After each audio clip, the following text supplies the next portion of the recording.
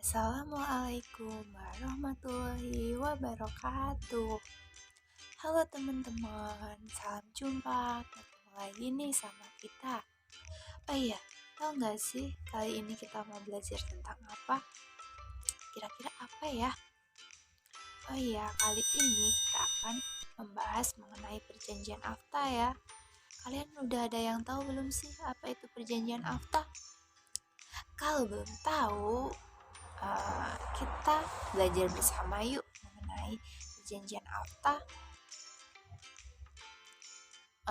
ASEAN China Free Trade Area atau yang sering disebut AFTA merupakan kesepakatan antara negara-negara anggota ASEAN dengan China untuk mewujudkan kawasan perdagangan bebas dengan menghilangkan atau mengurangi hambatan-hambatan perdagangan baik tarif maupun non-tarif, peningkatan akses pasar jasa, peraturan dan ketentuan investasi sekaligus peningkatan aspek kerjasama ekonomi untuk mendorong hubungan perekonomian para pihak AFTA dalam rangka meningkatkan kesejahteraan masyarakat ASEAN dan China. Lalu apa sih landasan hukum perjanjian AFTA? Kalian ada yang tahu nggak sih? Dalam membentuk AFTA, para kepala negara-negara anggota ASEAN dan China telah menandatangani ASEAN-China Comprehensive Economic Cooperation pada tanggal 6 November 2001 di Bandar Sri Begawan, tepatnya di Brunei Darussalam. Lalu, sebagai titik awal proses pembentukan AFTA, para kepala negara kedua belah pihak menandatangani Framework Agreement on Comprehensive Economic Cooperation between the ASEAN and People's Republic of China di Phnom Penh, Kamboja pada tanggal 4 November 2002. Wah, udah lama juga ya, udah 20 tahun nih. Lalu, protokol perubahan Framework Agreement ditandatangani pada 6 November 2003 di Bali. Ya, tepatnya di Indonesia ya, di negara kita sendiri nih. Lalu, protokol perubahan kedua Framework Agreement ditandatangani pada tanggal 8 Desember 2006. Selanjutnya, Indonesia telah meratifikasi Framework Agreement ASEAN-China (FTA) melalui keputusan Presiden nomor 48 tahun 2004. Setelah melalui negosiasi secara tuntas secara formal,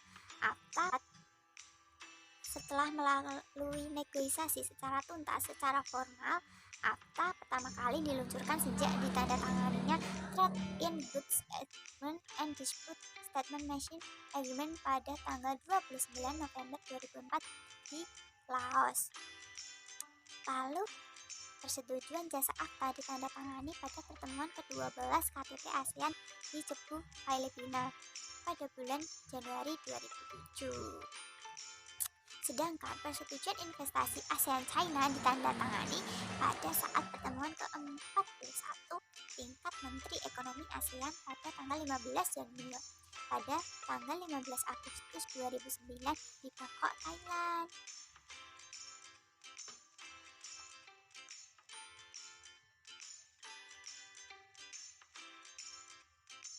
Selanjutnya yaitu mengenai negara mana sih yang mengikuti perjanjian ACFTA ini. Ya, betul sekali. Negara yang mengikuti perjanjian ACFTA ini meliputi wilayah negara ASEAN dan Cina yang terdiri dari Indonesia, Malaysia, Singapura, Thailand, Vietnam, Myanmar, Filipina, Brunei Darussalam, Kamboja, Laos, dan Cina. Kemudian ada tujuan dari perjanjian ACFTA ini. Yang pertama ada memperkuat dan meningkatkan kerjasama ekonomi di bidang perdagangan antara wilayah ASEAN dan Cina, liberalisme barang dan jasa melalui penghapusan dan pengurangan tarif, mencari area baru dan pengembangan kerjasama ekonomi yang saling menguntungkan, menciptakan sistem transparansi untuk mempermudah pengawasan, dan yang terakhir yaitu meningkatkan daya saing di pasar industri. Kemudian, untuk mencapai tujuan tersebut, ACFTA menerapkan suatu strategi atau kebijakan, yaitu dengan menerapkan suatu program yang berisi penerapan perdagangan bebas, peningkatan akses pasar barang dan jasa, mempermudah peraturan dan ketentuan investasi, dan yang terakhir, melaksanakan konferensi secara rutin dengan negara anggota.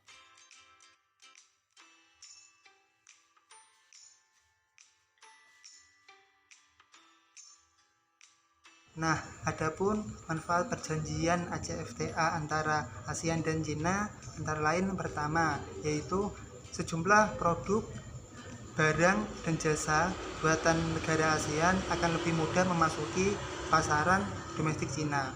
Produk-produk hasil perkebunan seperti kakao, minyak, kelapa sawit, dan lainnya misalnya akan lebih mudah diterima dan dibeli konsumen Cina sebab lebih kompetitif. Yang kedua yaitu negara ASEAN atau Cina dapat mengekspor komoditi yang diproduksi untuk dipertukarkan dengan apa yang dihasilkan negara lain dengan biaya yang relatif rendah. Yang ketiga yaitu memperoleh keuntungan secara langsung melalui kenaikan pendapatan nasional dan pada akhirnya nantinya akan menaikkan laju output dan pertumbuhan ekonomi. Yang keempat yaitu meningkatkan hubungan perdagangan antara Cina dan ASEAN. Adapun yang kelima, memperkuat dan memperluas kerjasama ekonomi dalam bidang perdagangan dan penanaman modal antara ASEAN dan Cina. Dan yang keenam yaitu secara bertahap agar ASEAN dan Cina dapat secara maju meliberalisasi dan meningkatkan perdagangan barang ataupun jasa.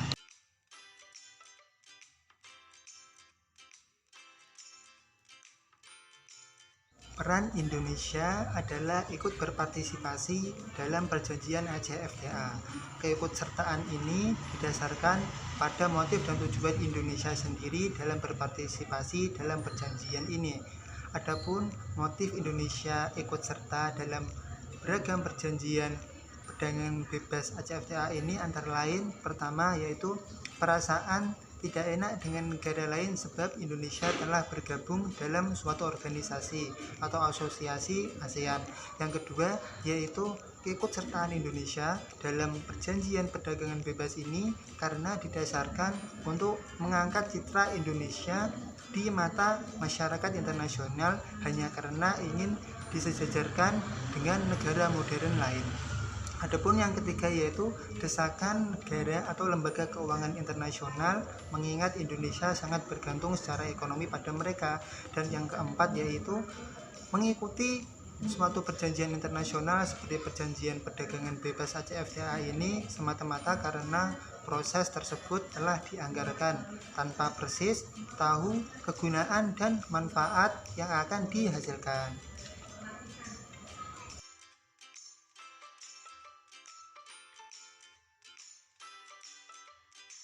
Sedangkan tujuan dari Indonesia berpartisipasi dalam perjanjian ACFTA ini yaitu antara lain yang pertama untuk mendorong pertumbuhan perekonomian Indonesia. Yang kedua, meningkatkan devisa negara karena tidak adanya hambatan tarif maupun non-tarif serta adanya perjanjian investasi.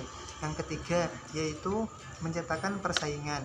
Diharapkan dapat mendorong setiap pelaku usaha untuk memproduksi komoditi yang paling menguntungkan dan memiliki daya saing sehingga pasar dalam negeri Indonesia dipenuhi oleh produk-produk dari negara anggota ASEAN dan Cina sehingga nantinya menciptakan persaingan antar pelaku usaha.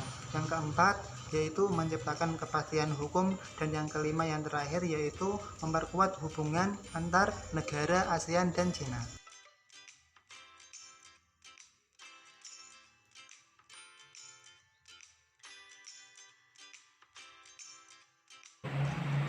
Baik, yang selanjutnya yaitu kesepakatan antara pemerintah Indonesia dengan Cina dalam ASEAN-China Free Trade Agreement.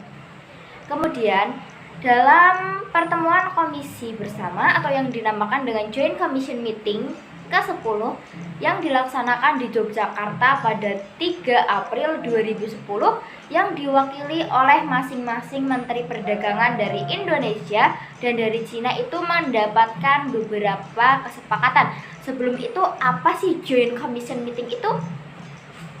Ya, jadi Joint Commission Meeting merupakan suatu forum untuk membahas mengenai isu perdagangan, kerjasama keuangan, dan pembangunan.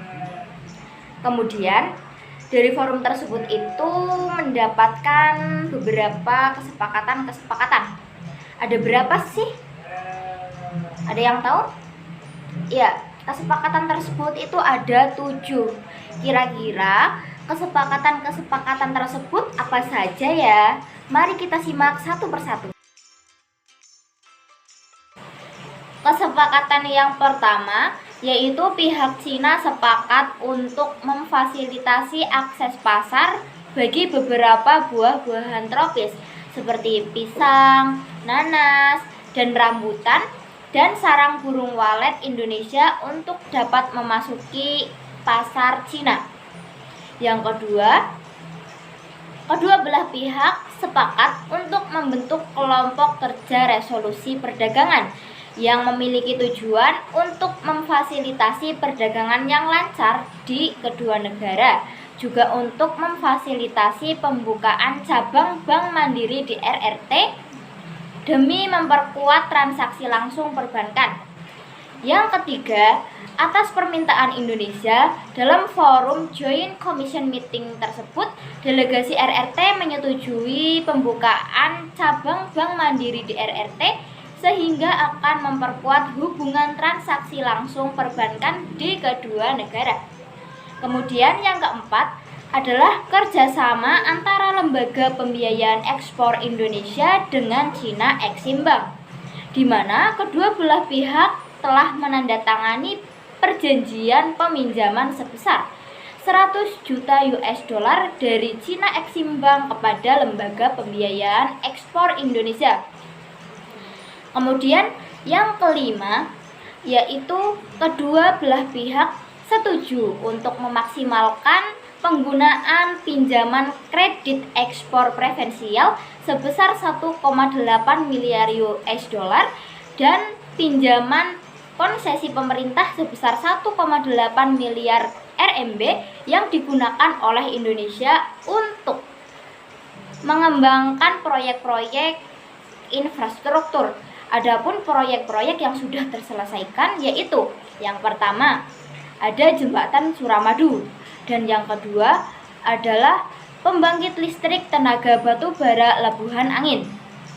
Kemudian yang keenam, kedua belah pihak telah menyelesaikan perjanjian perluasan dan pendalaman kerjasama bilateral ekonomi dan perdagangan. Kemudian yang terakhir atau yang ketujuh yaitu membahas agreed minutes of the meeting for further strengthening economic and trade cooperation.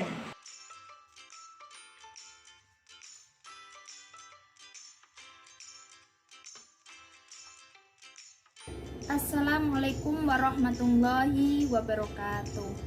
Halo teman-teman semua, pada kesempatan ini saya akan membahas mengenai dampak dari adanya kerjasama AFTA bagi Indonesia.